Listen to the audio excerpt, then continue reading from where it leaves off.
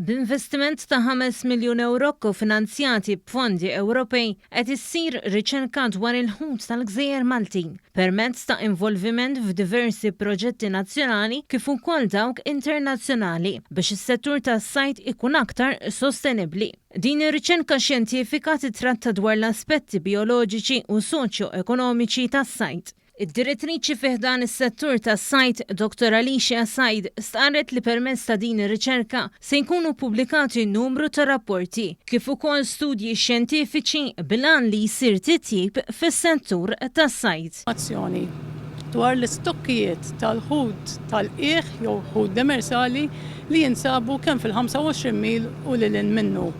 B'dan il-mod aħna nifhmu aħjar x'tip ta' ħut jinqabad f'dawn iż-żoni, l-abbundanza tagħhom u nkunu nistgħu noħorġu stock assessments sabiex ninformaw policies fil-livell tal-Mediterran.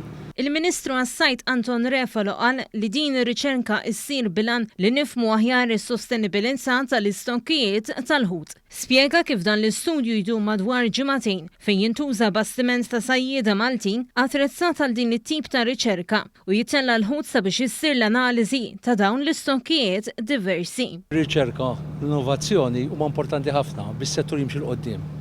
Qegħdin naraw issa li aħna bħala Ministeru qegħdin niġbru d-dejta kollha importanti x'inhu jiġri madwar Malta tagħna biex hemmhekk id-dejta aħna noħduha f'livell reġjonali. Is-Segretarju Parlamentari għall-Fondi Ewropej Stefan Zrinzo Azzopardi rrimankar permezz ta' din ir-riċerka Malta se tkun tista' tonora l-obbligazzjonijiet tagħha skont il-politika komuni tas-sajd kif ukoll il-politika marittima integrata tal-Unjoni Ewropea. Din ir-riċerka hija importanti biex nifhmu aħjar il-ħtiġijiet u dak li hemm bżonn biex ikunu qegħdin nagħmlu pjanar aħjar għall-qasam tas-sajd.